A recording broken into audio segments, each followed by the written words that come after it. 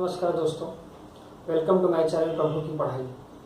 आशा करता हूं कि आप घर पे होंगे, स्वस्थ होंगे और हमारी लॉकडाउन एक्सप्रेस सीरीज का भरपूर फ़ायदा उठा रहे होंगे। जैसे कि मैंने बताया कि हमारी ये लॉकडाउन एक्सप्रेस सीरीज का आज नेक्स्ट टॉपिक है। पहले टॉपिक में आपने देखा कि हमने जीरोज के बारे में, वेरिएबल्स के बारे में, कांस्टेंट के बारे में, ठीक है, जीरोज क्या होते हैं, डिग्री क्या होती है, एक पॉलिनोमियल का जनरल फॉर्म क्या होता है, ये सारी चीज़ें आपको मैंने बता के रखा। ठीक है, नेक्स्ट क्लास जो हमारी आज चल रही है ये बहुत ही इम्पोर्टेंट क्लास है। इसलिए इम्पोर्टेंट है क्योंकि बेटा क्या होता है कि फाइंड द जीरोज ऐसे क्वेश्चन अब बोर्ड में धीरे धीरे पूछने लगे हैं। क्योंकि अगर हम जीरोज नहीं निकाल पाएंगे तो आगे की जो है बेटा जो है relationship between the coefficient and zeros फिर फाइंड आउट नहीं कर पाएंगे। तो आज जरूरी है क्या बेटा कि हमें ये निकालना कि फाइंड द जीरोज किस तरीके से होते हैं, ऑब्टेन द जीरो किस तरीके से निकाले जाते हैं। इन सब का मतलब सीधा सीधा सेम होता है। अब find the zeros, obtain the zeros का सिर्फ इतना ही मतलब होता है बेटा कि जैसे बोर्ड पे आप देखे होंगे मैंने बहुत सारे क्वेश्चन लिखे हुए हैं, कुछ क्वेश्चन में बोर्ड में भी आए हुए हैं। ठीक, तो जैसे कि मान लीजिए हम पहला ही क्वेश्चन में लेते हैं, जैसे x square plus 7x plus 12 लिखा हुआ है।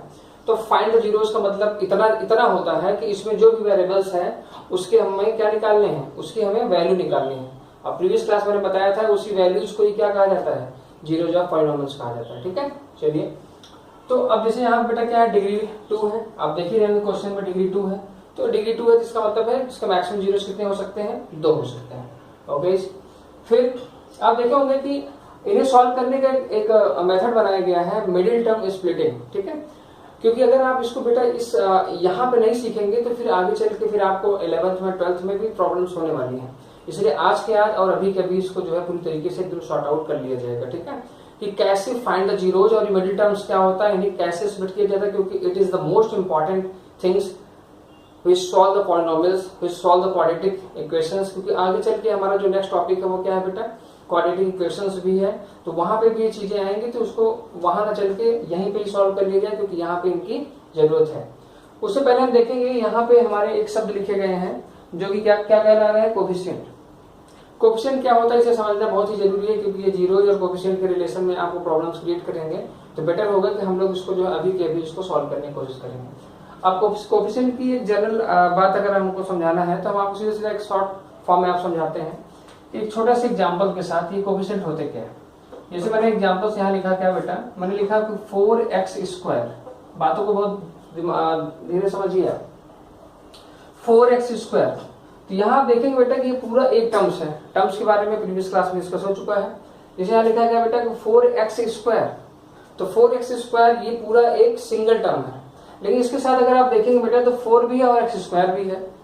तो अब क्या होता है कि 4 के साथ कौन जुड़ा हुआ है, मतलब कौन है साथ में, x स्क्वायर साथ में कौन है, 4 है।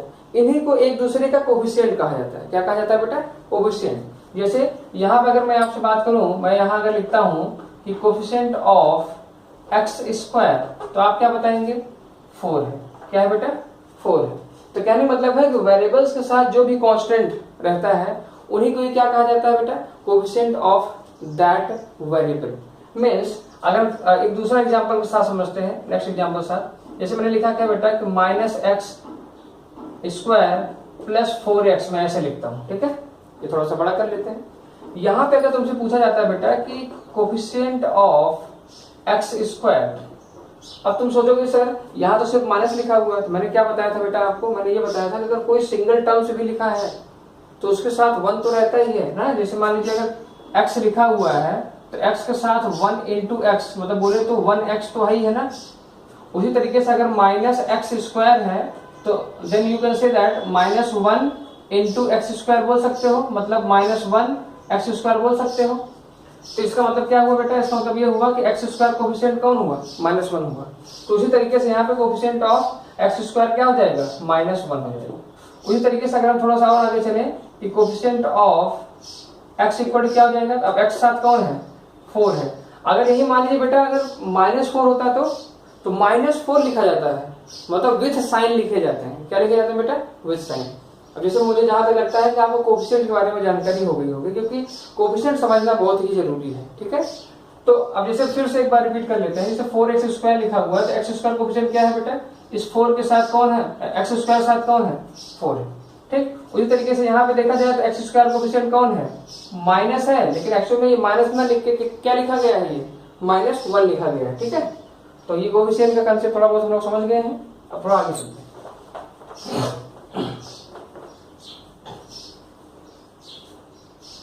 अब यहाँ पे आते हैं जो बहुत ही इंपॉर्टेंट है। यहाँ पे अगर आप देखेंगे तो यहाँ पे कुछ क्वेश्चंस ऐसे हैं जो बोर्ड में आए हुए हैं और कुछ मैंने आपके लिए एक्सरसाइज के लिए रखे हैं, ठीक है, होमवर्क के लिए।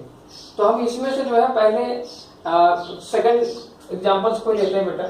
सेकंड एग्जांपल है हमारा क्या, 5x² -4 -8x है।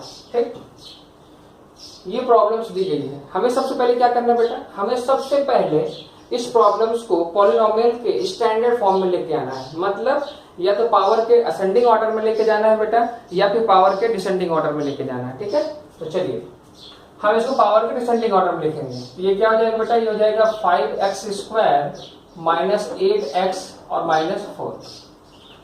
अब मिडिल टर्म स्प्लिट करना है, मतलब इस टर्म्स को पूरा स्प्लिट करना है मेरे को। ठीक, यही है वो मिडिल टर्म। ठीक है, एक छोटी छोटी बात हम आपको सिखाएंगे क्योंकि मेरे को आपको सिखाना है। ठीक है, यही है वो मिडिल टर्म जिसको हम लोग स्प्लिट करेंगे। अब इसे जनरली क्या होता है, रूल क्या होता है इनको सॉल्व करने का, बहुत सारे रूल लोग बताते हैं।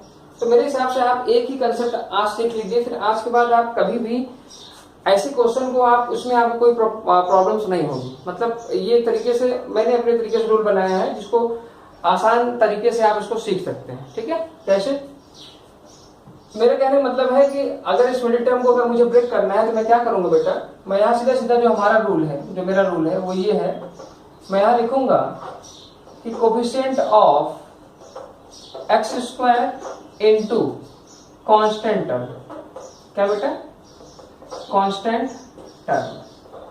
अब अगर आप यहां देखेंगे तो x² कोफिशिएंट क्या है, 5 है, आपके हिसाब से चल रहे हैं 5 है, और कांस्टेंट टर्म कितना है बेटा, इसमें 4 नहीं है, -4 है, साइन के साथ चलेंगे, इनटू क्या हो जाएगा बेटा, -4 हो जाएगा।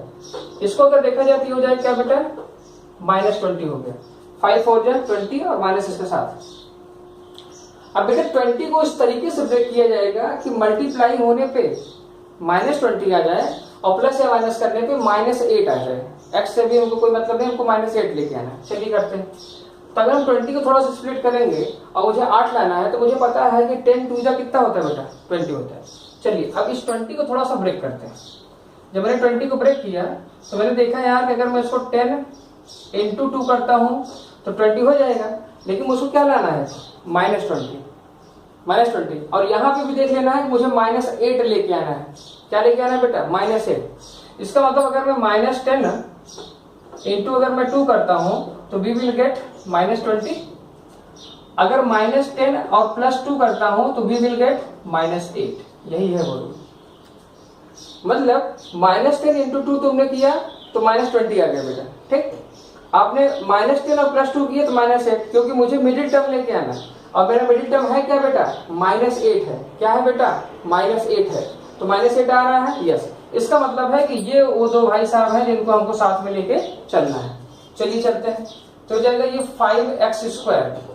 अब इस मिडिल टर्म्स के प्लेस पे ये दोनों आ जाएंगे भाई साहब। ठीक है, ये दोनों भाई साहब आ जाएंगे, ये दोनों भाई साहब आ जाएंगे। चलिए रख दीजिए। तो जब मैंने इनको रखा तो मैंने इसको थोड़ा सा ब्रेक किया, सीधा सीधा लिख दिया, -10x + 2x। देखिए -10x और +2x को अगर सॉल्व करेंगे तो -8 आ रहा है कि नहीं, बिल्कुल आ रहा होगा। -4। अब हम क्या करेंगे बेटा, पेयर बनाएंगे। पेयर मतलब जोड़ा, इनका इनके साथ बनाएंगे और इनका इनके साथ बनाएंगे। चलिए बना लीजिए। इन दोनों में कॉमन क्या है, अगर देखा जाए तो 5 कॉमन हमको दिख रहा है, मैंने 5 बाहर ले लिया।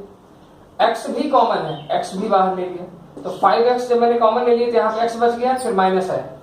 5 2 जा 10 होता है, इसलिए यहाँ क्या हो गया बेटा, 2 हो गया। ठीक, फिर अब यहाँ पे जो कॉमन लिया गया है, कोशिश हमारी यही रहनी चाहिए कि अगले जो दो पेयर है बेटा उसमें हमें वही कॉमन लेना है जो यहाँ पे आया हुआ है। मतलब 2x और -4 है। अब यहाँ 4 है तो यहाँ 2 कब आएगा, जब बाहर क्या लेंगे, 2 कॉमन लेंगे, तो जाएगा x - 2। फिर क्या हुआ, अब इन दोनों में देखेंगे क्या कॉमन है। क्या कॉमन दिख रहा है बेटा मेरे को, x - 2 कॉमन दिख रहा है। यहाँ पे क्या आया 5x प्लस 2, ठीक। तो ये हो गया इसका फैक्टराइजेशन। अब मुझे फाइंड द जीरोस कह रहा है, तो इसका मतलब है कि हम शेष क्या लिखेंगे x प्लस 2 और 5x प्लस 2 इक्वल टू 0 कर देंगे। फिर क्या हो जाएगा, क्योंकि फाइंड द जीरोस का मतलब है विदाउट इक्वलिटी हम लोग उसकी वैल्यू नहीं निकाल सकते ना। चलिए, तो जब मैंने 0 किया तो एक एक को 0 करता हूं मैं, ये 0 हो गया, तो x इक्वल कितना आ गया बेटा -2, पहली वैल्यू, ठीक है। सेकंड वैल्यू क्या हो जाएगी बेटा, ये हो जाएगा 5x प्लस 2 इक्वल टू 0, तो हो जाएगा 5x। अब जब इधर शिफ्ट होगा तो साइन बदल देगा अपना, -2 हो गया, x इक्वल टू -2/5, इस तरीके से, ठीक है। अब जैसा कि आप देख पा रहे होंगे कि ये पूरा एक मेथड है। अब जिसको भी बेटा अगर नहीं समझा है तो वीडियो को फिर से रिवर्स करके उसको देख सकते हैं, ठीक। अब हम लोग थोड़ा सा नेक्स्ट एग्जांपल लेते हैं, ये पूरा आपको समझ ही गया होगा। चलिए नेक्स्ट एग्जांपल,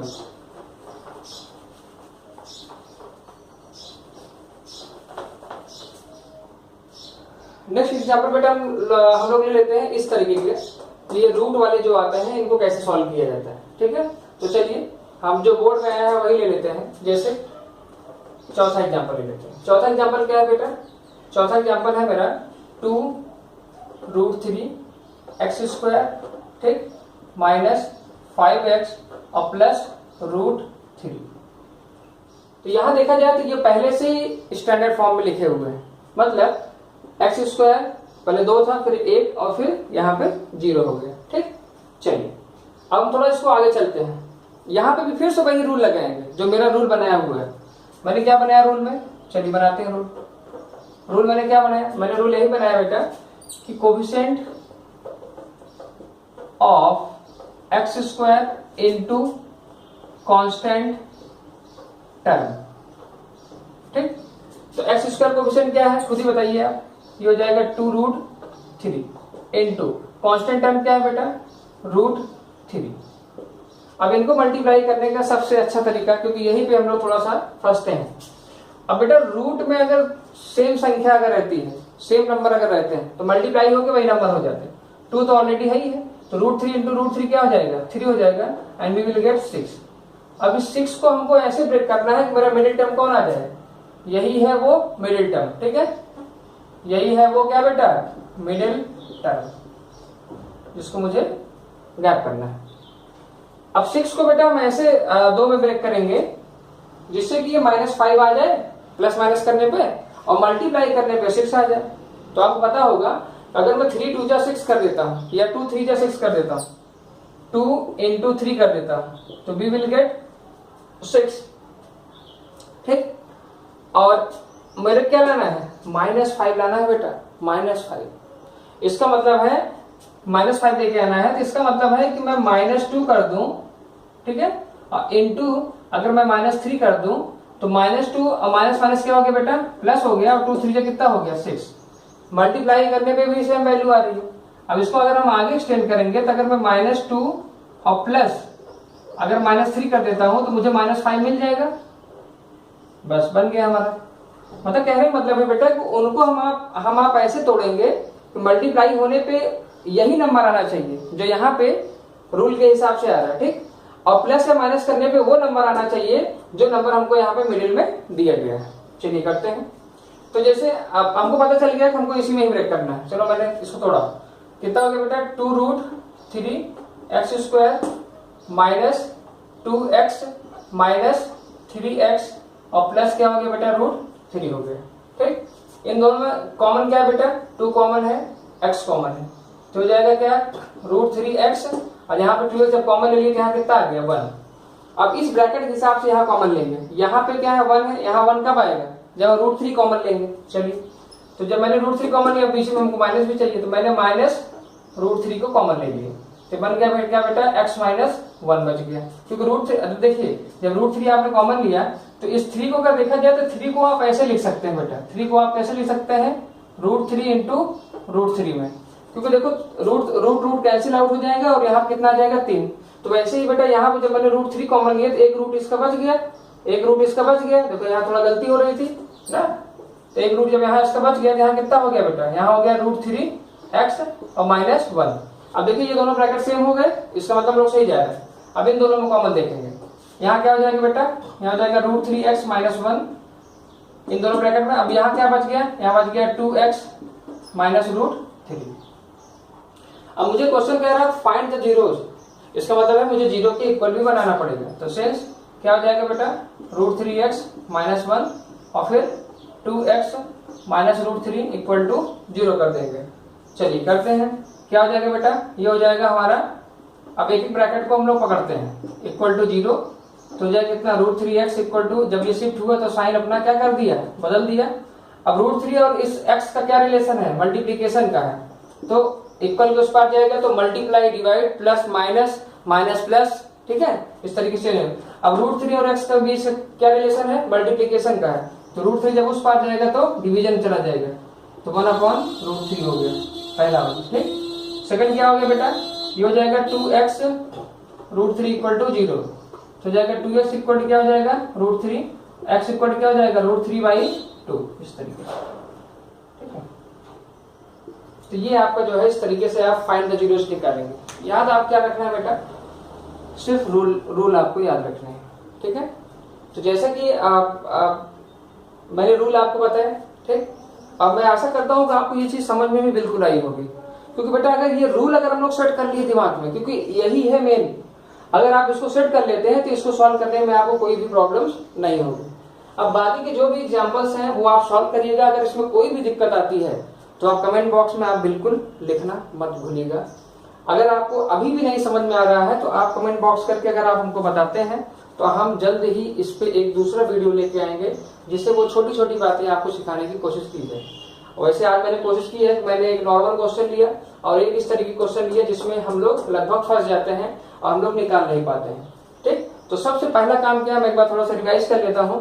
पहले मेरा बेटा जो भी पॉलिनोमियल्स रहेगा उसको हम लिख लेंगे उसके जनरल फॉर्म में, फिर उसके रूल क्या बनाएंगे कि कोफिशिएंट ऑफ x², अब x² कोफिशिएंट क्या है, 2√3 और कांस्टेंट टर्म, इनको मल्टीप्लाई करेंगे, जो भी आएगा उसको दो नंबर में ऐसे ब्रेक करेंगे जिससे कि मल्टीप्लाई होने पे यही नंबर आ जाए और प्लस या माइनस करने पे वो नंबर आ जाए जिसे मुझे ब्रेक करना है। तो बस ये नंबर हमको मिल गए, अब इसको मैंने प्लेस किया, फिर पेयर बनाया, फिर कॉमन लिया, फिर इक्वल टू 0 किया और फिर जीरोस निकाला, ठीक है। आशा करता हूँ कि ये चीजें आपको बिल्कुल समझ में आई होंगी। अगर इसमें भी कोई अगर प्रॉब्लम्स है तो कमेंट बॉक्स में आप बिल्कुल लिखना मत भूलिए, ठीक है। और जाते जाते अच्छा लगा है तो बिल्कुल लाइक करना बिल्कुल ना भूलें और अधिक से अधिक लोगों तक शेयर करें। और मैं चाहता हूं कि बहुत जल्द से जल्द एक ग्राउंड रिपोर्ट तैयार हो जाए।